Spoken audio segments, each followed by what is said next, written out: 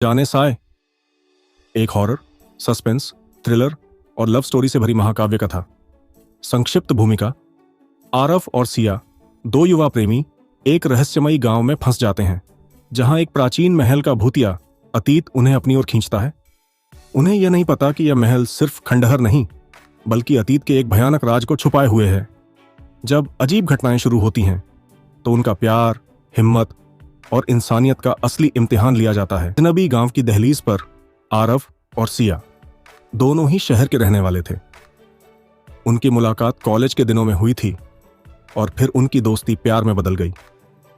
दोनों को एडवेंचर का शौक था और इसीलिए वे अक्सर नई जगहों की खोज में निकल पड़ते। इस बार उन्होंने एक रहस्यमयी गांव कालीगढ़ जाने का फैसला किया, जिसके बारे में कहा जाता था कि वहां अजीब घटनाएं होती हैं।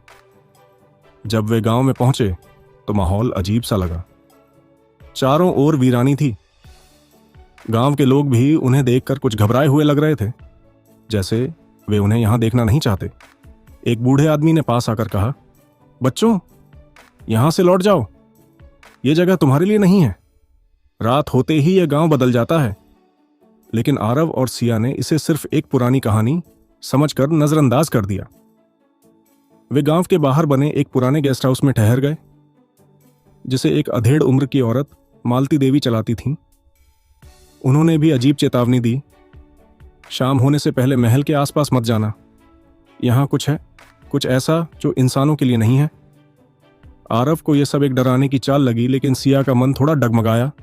फिर भी वे अगले दिन महल को देखने जाने का फैसला करके सोने चले गए। रात के तीसरे पहर सिया की नींद अचानक खुली। खिड़की के बाहर कोई सफेद साया तेजी से गुजरता दिखा।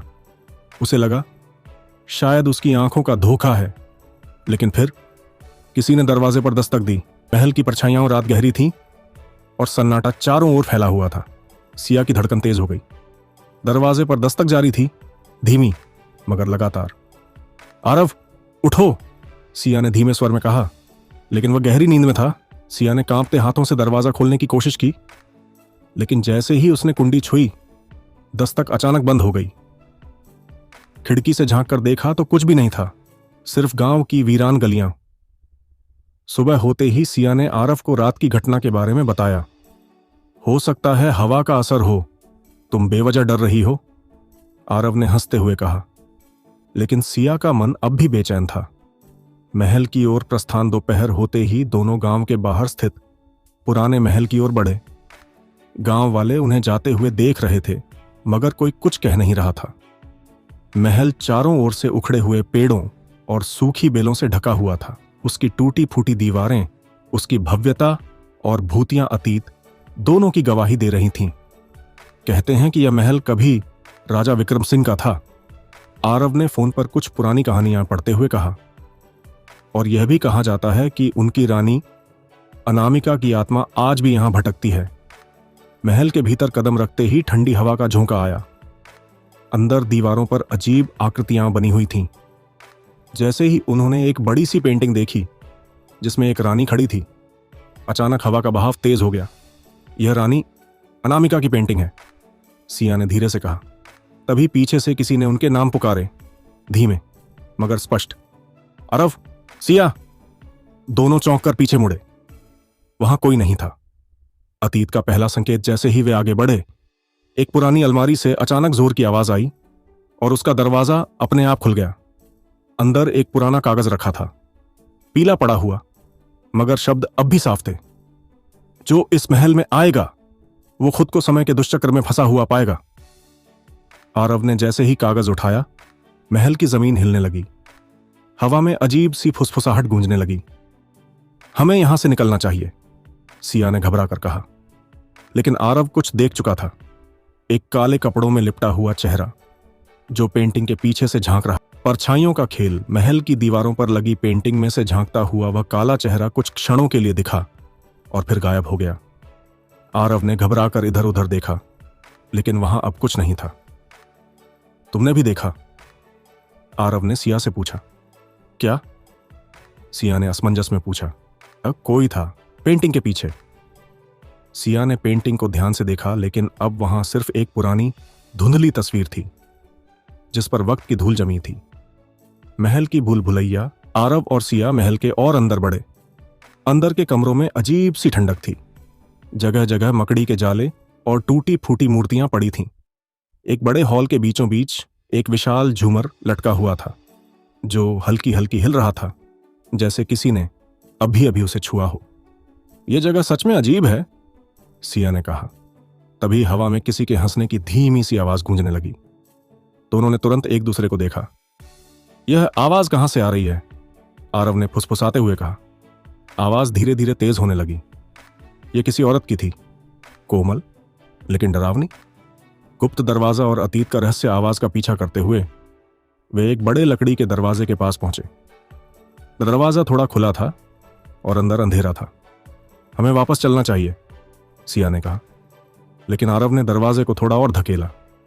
अंदर एक लंबा गलियारा था, जिसकी दीवारों पर पुरानी तस्वीरें टंगी थीं। अचानक एक तस्वीर पर उनकी नजर गई। यह वही रानी अनामिका थी, लेकिन इस बार उसकी आंखें लाल दिख रही थीं। यह तस्वीर तो पहले हॉल में भी थी, लेकिन सिया बोलते बोलते रुक गई। तभी तस्वीर के नीचे खुदी हुई एक पुरानी इबारत पर उनकी नजर पड़ी। जो इस महल में आएगा वह अपने अतीत से नहीं भाग पाएगा। आरव ने जैसे ही वह शब्द पढ़े, एक जोरदार झटका लगा और दीवार हिलने लगी। अचानक उनके पीछे का दरवाजा खुद ब खुद बंद हो गया। रात का खौफ, महल के बाहर सूरज ढल रहा था और अंधेरा गहराने लगा। गेस्ट हाउस में मालती देवी बेचैन होकर इधर उधर घूम रही थीं। वे अब तक नहीं लौटे, वो बुदबुदाईं। गांव के कुछ बुजुर्ग उनके पास आए। उन्हें नहीं जाना चाहिए था, अब वे वापस नहीं आएंगे, एक बुजुर्ग ने गहरी आवाज में कहा। मालती देवी की आंखों में डर था। उन्होंने महल की ओर देखा, जहां अब सिर्फ काले बादल छाए हुए थे और अंधेरे के बीच महल की खिड़कियों में हल्की हल्की लाल रोशनी चमक रही थी। महल के बंद दरवाजे आरव और सिया अंधेरे गलियारे में फंस चुके थे। पीछे का दरवाजा किसी अनदेखी ताकत ने बंद कर दिया था। चारों ओर घना अंधेरा था और सिर्फ उनकी तेज सांसों की आवाज गूंज रही थी। हमें यहां से निकलने का कोई रास्ता खोजना होगा, सिया ने घबराई आवाज में कहा। आरव ने अपने फोन की फ्लैशलाइट जलाने की कोशिश की, लेकिन अजीब तरह से फोन बंद हो गया। यह क्या हो रहा है? आरव बुदबुदाया। भूतिया छायाएं और अनजाने संकेत। जैसे ही दोनों ने आगे बढ़ने की कोशिश की, दीवारों पर अजीब परछाइयां दिखने लगीं। ये परछाइयां स्थिर नहीं थीं, बल्कि हिल रही थीं, जैसे कि वे जिंदा हों। तभी एक धीमी मगर साफ आवाज आई। तुम यहां क्यों आए हो? सिया ने डरकर आरव का हाथ कसकर पकड़ लिया। कौन है वहां? आरव ने जोर से पूछा। कोई जवाब नहीं आया, लेकिन अचानक दीवार पर टंगी रानी अनामिका की पेंटिंग की आंखें चमकने लगीं और उसकी पुतलियां हिल गईं।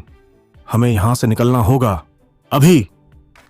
सिया लगभग चीख पड़ी, लेकिन तभी फर्श के नीचे कुछ दरकने की आवाज आई और उनके पैरों के नीचे जमीन हिलने लगी।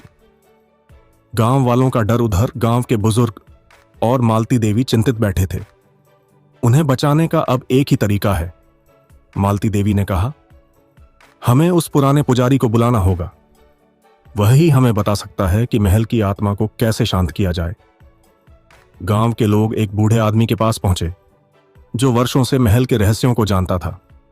अगर वे महल के अंदर चले गए हैं, तो अब उनकी आत्मा भी श्राप का हिस्सा बन जाएगी, पुजारी ने कहा। महल का राजमहल के अंदर आरव और सिया को एक पुराने कमरे का दरवाजा मिला, जिस पर प्राचीन लिपि में कुछ लिखा था। यहां उस विश्वासघात की सजा दफन है, जिसने प्रेम को श्राप में बदल दिया। सिया ने दरवाजे पर हाथ रखा ही था कि अचानक एक ठंडी हवा का झोंका आया और दरवाजा जोर से खुल गया। अंदर एक बड़ा हॉल था, जिसके बीचों बीच एक टूटा फूटा सिंहासन रखा था। सिंहासन के चारों ओर जलती हुई लालटेनें अपने आप जलने लगीं। तभी एक औरत की छाया सामने आई। उसकी आंखें खाली थीं, चेहरे पर गहरा दुख था।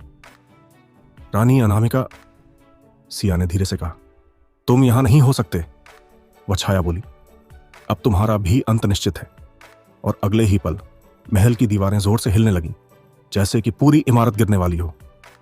रानी अनामिका का श्राप महल की दीवारें हिल रही थीं और हवाओं में किसी अदृश्य शक्ति की गूंज थी। आरव और सिया के चारों ओर रहस्यमयी परछाइयां घूम रही थीं।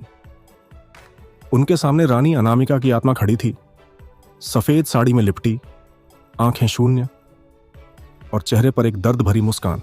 तुम्हें यहां नहीं आना चाहिए था। अनामिका की धीमी मगर डरावनी आवाज हवा में तैर रही थी। सिया कांप उठी। कृपया हमें जाने दो, उसने कांपती आवाज में कहा। अनामिका की आंखों में अचानक दर्द उभर आया। तुम भी मेरी तरह प्रेम की आग में जल रही हो, सिया। आरव और सिया दोनों चौंक गए।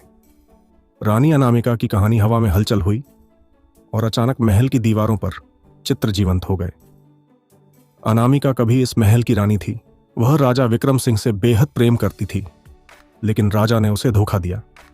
उसके प्रेम को उसकी कमजोरी समझा गया और उसे तंत्र मंत्र के नाम पर जीवित जला दिया गया। उसकी आत्मा ने बदला लेने की कसम खाई और इस महल को श्राप दे दिया। जब तक कोई सच्चा प्रेम यहां नहीं आएगा, यह श्राप नहीं टूटेगा। अनामिका की आवाज गूंज उठी। गांव वालों का हस्तक्षेप। गांव में पुजारी ने अनुष्ठान शुरू कर दिया था। उसने महल की ओर देखते हुए कहा, अगर वे दोनों सच में एक दूसरे से प्रेम करते हैं तो अनामिका की आत्मा उन्हें छोड़ देगी, लेकिन अगर उनके प्रेम में कोई भी झूठ है तो वे भी इस श्राप का हिस्सा बन जाएंगे। मालती देवी घबराई हुई थीं। तो हमें क्या करना होगा? हमें समय पर उन्हें बाहर निकालना होगा। अगर रात पूरी हो गई तो वे हमेशा के लिए वहीं फंस जाएंगे, पुजारी ने कहा। अनामिका की आत्मा ने आरव और सिया को घेर लिया। अगर तुम्हारा प्रेम सच्चा है तो साबित करो। तभी अचानक एक चाकू हवा में प्रकट हुआ और सिया के सामने आ गिरा। अगर आरव तुम्हें सच में प्यार करता है तो वह तुम्हारे लिए अपनी जान दे सकता है, जैसे मैंने दी थी। सिया ने चौंक कर आरव की ओर देखा। आरव, नहीं, हम किसी भी श्राप का हिस्सा नहीं बन सकते। लेकिन आरव ने बिना सोचे चाकू उठा लिया और कहा, अगर मेरा प्रेम सच्चा है तो मैं किसी भी परीक्षा के लिए तैयार हूं। महल की दीवारों से तेज चीखें आने लगीं। हवाएं तूफान में बदल गईं। अब तय होगा कि यह श्राप टूटेगा या तुम्हारा अंत होगा। अगले अध्याय में क्या आरव और सिया का प्रेम इस श्राप को तोड़ पाएगा? क्या वे महल से जिंदा बाहर निकल पाएंगे या फिर वे भी इस श्राप का हिस्सा बन जाएंगे? अगर आपको यह अध्याय पसंद आया हो तो बताइए। मैं जल्द ही 6ठा अध्याय लिखूंगा। अध्याय 6, प्रेम और बलिदान की परीक्षा। क्या तुम सच में अपने प्रेम को साबित कर पाओगे, आरव? अनामिका की आत्मा ने एक दर्द भरी हंसी के साथ पूछा। आरव ने सिया की आंखों में देखा। उसकी आंखों में डर तो था, लेकिन उससे भी ज्यादा भरोसा था। मैं किसी भी परीक्षा के लिए तैयार हूं, लेकिन बलिदान प्रेम का प्रमाण नहीं होता, आरव ने दृढ़ता से कहा। सिया ने उसके हाथ से चाकू छीन लिया और अनामिका की आत्मा की ओर देखा। हमारा प्रेम सच्चा है, लेकिन हम किसी श्राप का हिस्सा नहीं बन सकते। अनामिका का अतीत जीवित हुआ। तभी महल की दीवारों पर अतीत के दृश्य उभरने लगे। राजा विक्रम सिंह ने आप अनामिका से वादा किया था कि वह सिर्फ उसी से प्रेम करेगा, लेकिन लालच और सत्ता की भूख में उसने एक तांत्रिक की मदद से अनामिका को धोखा दे दिया। उसने रानी को बलि चढ़ाने की साजिश रची ताकि वह अमर हो सके। जब अनामिका को यह सच पता चला तो वह भागने की कोशिश करने लगी, लेकिन राजा ने उसे पकड़ लिया और एक तंत्र मंत्र के अनुष्ठान में उसे जिंदा जला दिया। मेरा प्रेम अपवित्र कर दिया गया था। मेरी आत्मा कभी शांति नहीं पाएगी। अनामिका की आत्मा की आंखों से लाल आंसू बहने लगे। गांव वालों की अंतिम कोशिश। गांव के पुजारी ने मंत्रोच्चार शुरू कर दिया। उन्होंने आग जलाई और एक तांत्रिक यंत्र से महल की ओर संकेत किया। हमें समय पर उन्हें बाहर निकालना होगा, वरना अनामिका का श्राप कभी नहीं टूटेगा, पुजारी चिल्लाए। श्राप का अंत या एक नई शुरुआत? महल के अंदर आरव ने अनामिका की आत्मा की ओर देखा और कहा, अगर तुम्हारा प्रेम सच्चा था तो क्या तुम सच में किसी और का प्रेम बर्बाद करना चाहती हो? सिया ने आगे बढ़कर उसकी आत्मा का हाथ पकड़ लिया। तुम्हारा बदला पूरा हो चुका है, अब तुम्हें मुक्त होना होगा। अनामिका की आंखों में करुणा आ गई। अचानक हवा शांत हो गई। उसकी आत्मा का चेहरा धीरे धीरे शांत होने लगा। शायद तुम सही कह रहे हो। जैसे ही सूरज की पहली किरण महल पर पड़ी, अनामिका की आत्मा एक हल्की रोशनी में बदलकर गायब हो गई। महल की दीवारें हिलनी बंद हो गईं। दरवाजे अपने आप खुल गए। गांव वालों ने देखा कि महल से एक सफेद रोशनी निकली और आसमान में विलीन हो गई। एक नया सवेरा। आरव और सिया धीरे धीरे बाहर निकले। मालती देवी और गांव वाले दौड़कर उनके पास आए। क्या क्या श्राप खत्म हो गया? मालती देवी ने पूछा। आरव और सिया ने एक दूसरे की ओर देखा और मुस्कुरा दिए। हाँ, प्रेम ने एक बार फिर अंधकार पर जीत हासिल कर ली, सिया ने कहा। अगले अध्याय में क्या सच में श्राप खत्म हो गया या यह सिर्फ एक नई शुरुआत है? क्या महल के रहस्य अभी भी बाकी हैं? अगर आपको यह अध्याय पसंद आया हो तो बताइए। मैं जल्द ही 7वां को अध्याय लिखूंगा। अध्याय 7। क्या सच में श्राप खत्म हुआ? महल के दरवाजे खुल चुके थे। सूरज की पहली किरण महल की ऊंची मीनारों पर पड़ी और ऐसा लगा जैसे अंधकार हमेशा के लिए मिट गया हो। आरव और सिया ने चैन की सांस ली। गांव वाले उन्हें देखकर खुशी से भर गए। अब यह महल सुरक्षित है, पुजारी ने गहरी सांस लेते हुए कहा। लेकिन कुछ अजीब था।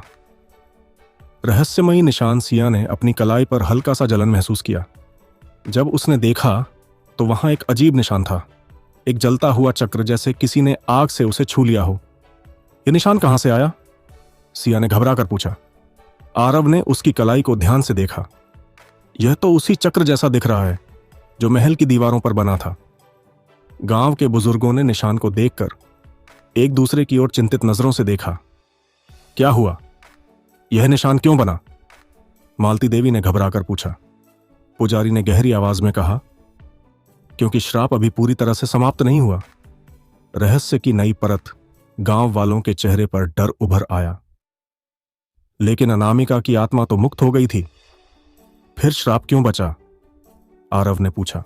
पुजारी ने धीरे से जवाब दिया, क्योंकि यह सिर्फ अनामिका का बदला नहीं था, यह उस तांत्रिक की शक्ति का भी खेल था जिसने राजा विक्रम सिंह की मदद की थी। अनामिका तो मुक्त हो गई, लेकिन वह तांत्रिक आत्मा अभी भी भटक रही है। सिया के चेहरे पर डर उतर आया। मतलब अब हमें उस तांत्रिक की आत्मा से भी लड़ना होगा? पुजारी ने सिर हिलाया। हाँ, और अगर यह श्राप समय रहते खत्म नहीं हुआ तो सिया ही उसकी अगली शिकार होगी। महल में कुछ बाकी है। आरव और सिया ने एक दूसरे की ओर देखा। वे सोच रहे थे कि क्या वे दोबारा महल में जाएंगे या इस बार महल खुद उनके पास आएगा। अगले अध्याय में कौन था वह तांत्रिक? क्या सिया का जीवन खतरे में है? और क्या सच में महल से छुटकारा पाया जा सकता है? अगर आपको यह अध्याय पसंद आया हो तो बताइए। मैं जल्द ही 8वां अध्याय लिखूंगा। अध्याय 8। तांत्रिक का साया। रात का अंधेरा गहरा चुका था। हवा में अजीब सी सिहरन थी। गांव वाले अपने घरों में दुबके हुए थे, लेकिन आरव और सिया की नींद गायब थी। सिया की कलाई का निशान अब और गहरा हो चुका था। वह जलन महसूस कर रही थी, लेकिन जब भी वह उसे छूती तो एक अजीब सा कंपन उसके पूरे शरीर में दौड़ जाता। यह सब खत्म क्यों नहीं हो रहा? सिया ने घबरा कर कहा। आरव ने उसकी आंखों में देखा। हमें तांत्रिक के रहस्य को सुलझाना होगा। जब तक वह आत्मा भटक रही है तब तक यह श्राप खत्म नहीं होगा। महल की ओर वापसी अगली सुबह। आरव और सिया दोबारा महल की ओर बढ़े। इस बार पुजारी और कुछ गांव के लोग भी उनके साथ थे। जैसे ही वे महल के पास पहुंचे, हवा एकदम ठंडी हो गई। महल की दीवारों पर काले धब्बे उभर आए थे, जैसे कोई अदृश्य शक्ति वहां मौजूद हो। पुजारी ने मंत्र पढ़ने शुरू किए, लेकिन तभी एक जोरदार झटका लगा। यह महल हमें अंदर नहीं जाने देगा, पुजारी चिल्लाए। अचानक महल के दरवाजे खुद ब खुद खुल गए। अंदर अंधेरा था, लेकिन हॉल के बीचों बीच एक काले कपड़ों में लिपटा हुआ कोई खड़ा था। उसकी आंखें लाल चमक रही थीं। तुम वापस आ गए, उसकी आवाज गूंजी। तांत्रिक का राज पुजारी ने हाथ में रुद्राक्ष की माला कसकर पकड़ ली। तुम कौन हो? आरव ने हिम्मत जुटाकर पूछा। आवाज गहरी हो गई। मैं हूं वह जिसने राजा को अमृता का वरदान देने का वादा किया था, लेकिन उसने मुझे धोखा दिया। अब यह महल मेरा है, और जो भी इसे मुक्त करने की कोशिश करेगा वह मरेगा। सिया ने कांपते हुए आरव का हाथ पकड़ लिया। हमें इसे रोकना होगा, वरना यह आत्मा हमेशा हमें सताएगी। आखिरी लड़ाई की तैयारी पुजारी ने सभी को घेर कर एक सुरक्षा चक्र बनाया। अगर इस आत्मा को हराना है तो हमें इसे इसके ही मंत्रों से खत्म करना होगा। महल की दीवारें एक बार फिर हिलने लगीं, हवाओं में चीखें गूंजने लगीं। तांत्रिक ने अपनी शक्ति से हवा में आग पैदा कर दी, लेकिन क्या आरव और सिया इस परीक्षा में सफल हो पाएंगे? अगले अध्याय में क्या तांत्रिक की आत्मा को हराया जा सकता है? क्या महल का रहस्य पूरी तरह खत्म होगा या फिर कोई और रहस्य अब भी बाकी है? अगर आपको यह अध्याय पसंद आया हो तो बताइए, मैं जल्द ही 9वां अध्याय लिखूंगा। अध्याय 9। तांत्रिक का तांत्रिक अनुष्ठान। महल के अंदर हवा में आग की लपटें उठ रही थीं। आरव और सिया के सामने तांत्रिक की आत्मा खड़ी थी। उसकी आंखें अंगारे जैसी लाल थीं। पुजारी ने मंत्रोच्चार जारी रखा, लेकिन तांत्रिक ने जोर से हंसते हुए कहा, मेरे मंत्रों के आगे यह सब बेकार है। तुम लोग मेरी शक्ति को नहीं समझते। तभी सिया की कलाई का निशान अचानक जलने लगा। वह दर्द से चीख पड़ी। सिया! आरव ने उसे संभाला। पुजारी ने घबराकर सिया के निशान को देखा और कहा, यह तांत्रिक का चुना हुआ चिन्ह है। अगर इसे समय रहते नहीं रोका गया तो सिया उसकी अगली बलि बन जाएगी। तांत्रिक का छल। तांत्रिक ने हवा में हाथ उठाया और अचानक महल की दीवारों से काले साए निकलने लगे। ये साए धीरे धीरे इंसानों के आकार में बदलने लगे। ये वे लोग हैं जिन्होंने मुझे धोखा दिया था, और अब तुम्हारी बारी है। तांत्रिक की आवाज गरजी। आरव ने हिम्मत जुटाकर जवाब दिया, अगर तेरा इतना ही जोर है तो हमसे अकेले क्यों नहीं लड़ता? तांत्रिक मुस्कुराया, क्योंकि अब तुम्हारे पास कोई रास्ता नहीं बचा। सिया, अब मेरी है। तभी एक जोरदार झटका लगा और सिया के चारों ओर काली हवा का घेरा बन गया। वह हवा में उठने लगी। सिया को बचाने की जंग नहीं! आरव चिल्लाया और उसे पकड़ने के लिए आगे बढ़ा, लेकिन जैसे ही उसने सिया को छूने की कोशिश की, एक जोरदार झटका उसे पीछे फेंक दिया। पुजारी ने तुरंत रुद्राक्ष की माला उठाई और मंत्रोच्चार करने लगे। AUM ह्रीं क्लीं चामुंडाय विच्छे! तांत्रिक चीख पड़ा, नहीं, यह मंत्र नहीं।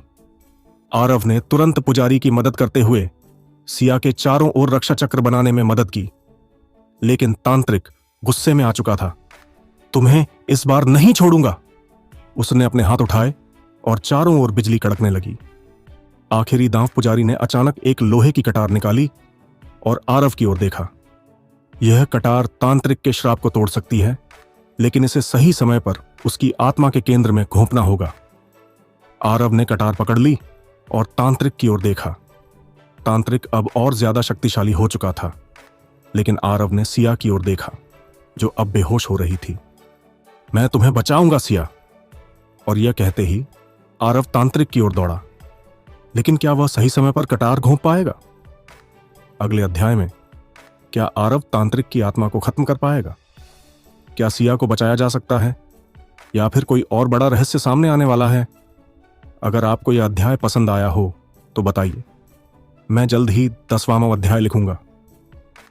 अध्याय 10। अंतिम प्रहार। महल के अंदर अंधकार फैल चुका था। चारों ओर बिजली चमक रही थी और हवा में तांत्रिक की हंसी गूंज रही थी। आरव के हाथ में लोहे की कटार थी और सामने तांत्रिक अपने पूरे प्रचंड रूप में खड़ा था। मुझे कोई नहीं हरा सकता! तांत्रिक गरजा। लेकिन आरव पीछे हटने वालों में से नहीं था। उसने सिया की ओर देखा, जो अब लगभग बेहोश हो चुकी थी। अगर यह श्राप तभी टूट सकता है जब तांत्रिक की आत्मा को खत्म किया जाए, तो मैं यह करूंगा। तांत्रिक की अंतिम चाल।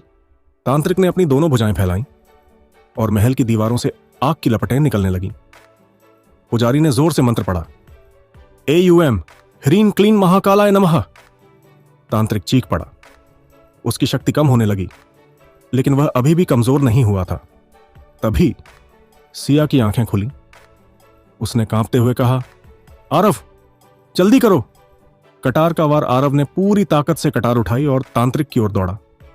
तांत्रिक ने उसे रोकने के लिए अंधेरी लपटें फेंकी, लेकिन आरव पीछे नहीं हटा। जैसे ही वह तांत्रिक के पास पहुंचा, उसने पूरी ताकत से कटार उसकी छाती में घोंप दी। तांत्रिक ने जोर से चीख मारी, नहीं, यह संभव नहीं है। उसका शरीर जलने लगा और देखते ही देखते वह राख में बदल गया। श्राप का अंत। जैसे ही तांत्रिक की आत्मा खत्म हुई, महल की दीवारें हिलने लगीं। पुजारी ने चिल्लाकर कहा, भागो, महल गिर रहा है। आरव ने सिया को उठाया और भागने लगा। गांव वाले भी दौड़कर बाहर निकले। जैसे ही सबने महल से बाहर कदम रखा, महल एक जोरदार धमाके के साथ जमीन में समा गया। चारों ओर सन्नाटा छा गया।